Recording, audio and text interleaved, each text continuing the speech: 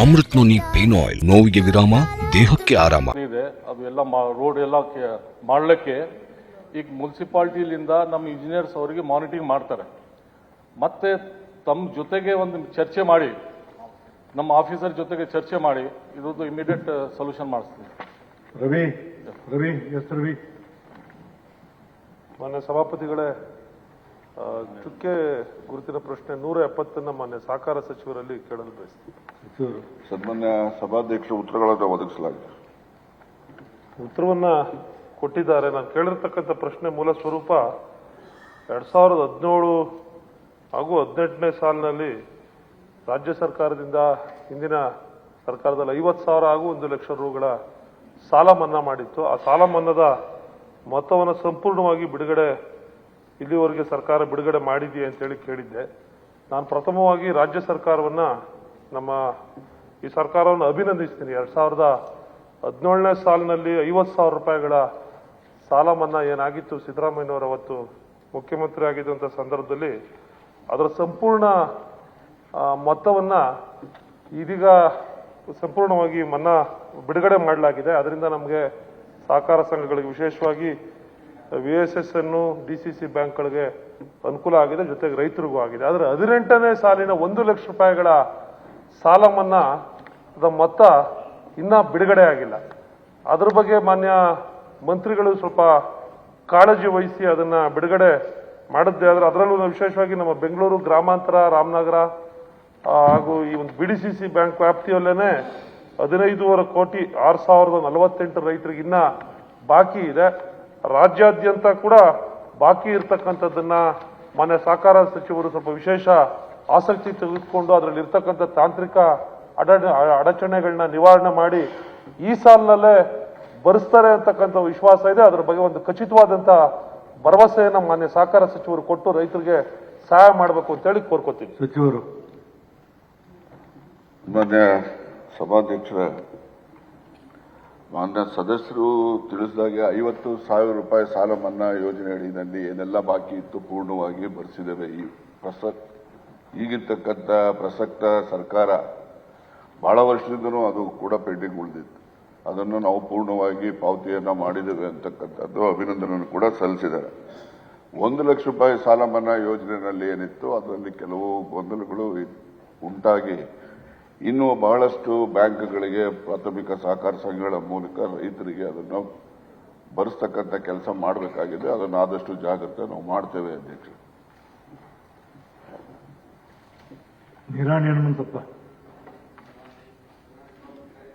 ಚುಕ್ಕೆ ಗುರುತಿನ ಪ್ರಶ್ನೆ ಸಂಖ್ಯೆ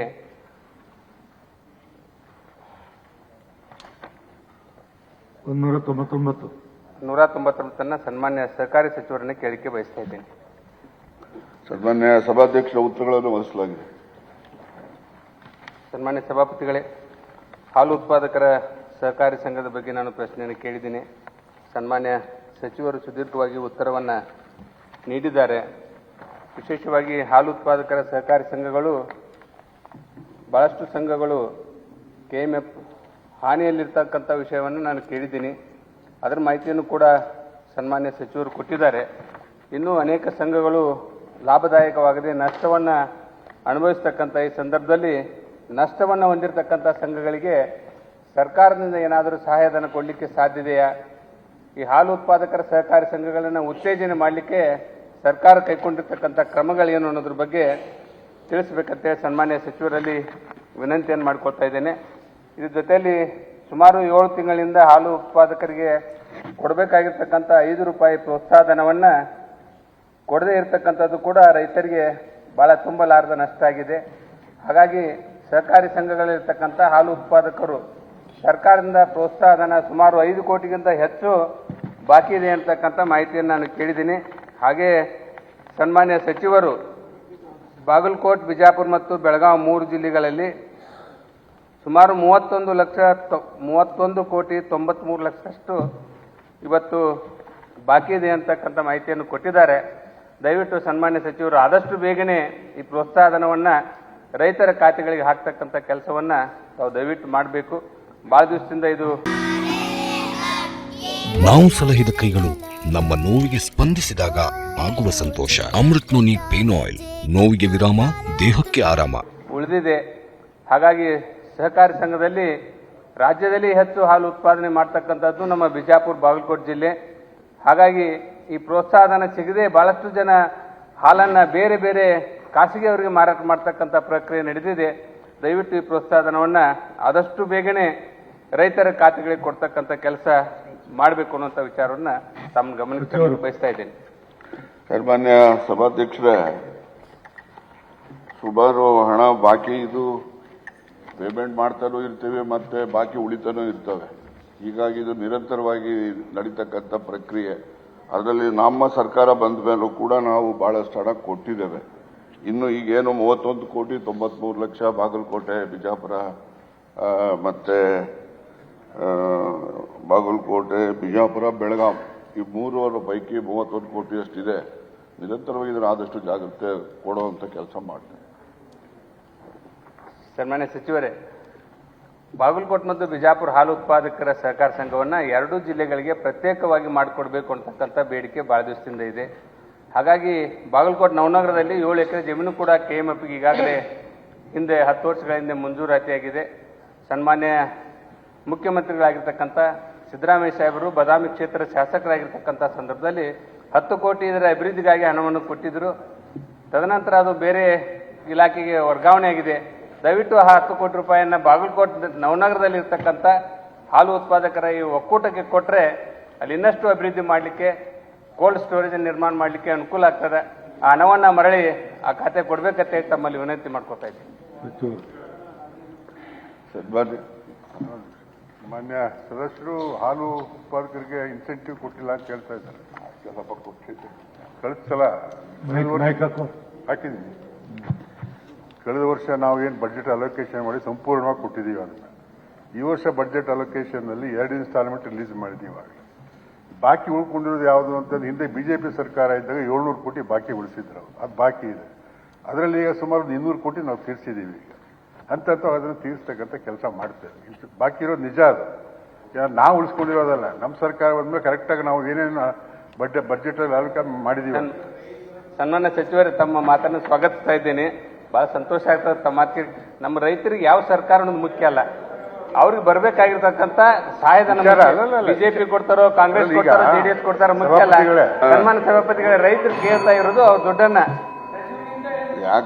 ಸರ್ಕಾರಕ್ಕೆ ಯಾವುದೇ ಸರ್ಕಾರ ಇರ್ಲಿ ಕೊಡ್ಬೇಕು ಅಂತಕ್ಕಂಥ ಆಗ್ರಹ ನಂದು.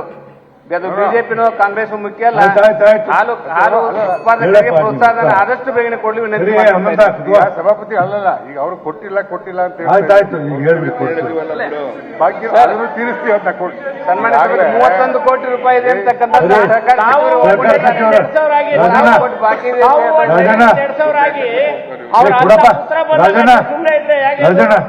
ರೈತರು ದುಡ್ಡಲ್ವಾ? ಹೆಂಗಾಗ್ತದೆ ಹೇಳಿ? ದಯಮಾಡಿ. ಸಚಿವರು ಬಹಳ ಒಳ್ಳೆ ಕೆಲಸ ಮಾಡ್ತಾ ಇದ್ದಾರೆ. DBT ಮುಖಾಂತರ ಹಣ ಹಾಕುವಂತ ಕೆಲಸವನ್ನ ಇವತ್ತು ಸನ್ಮಾನ್ಯ ಸಚಿವರು ಮಾಡಿದ್ದಾರೆ. ಸರ್ಕಾರ ಸಚಿವರನ್ನ ಸ್ವಾಗತ ಮಾಡ್ತಾ ಇದ್ದೀನಿ. ನೇರವಾಗಿ ಅವರ ಅಕೌಂಟಿಗೆ ಹೋಗ್ತಕ್ಕಂತ ವ್ಯವಸ್ಥೆಯನ್ನು ಮಾಡಿದ್ದಾರೆ.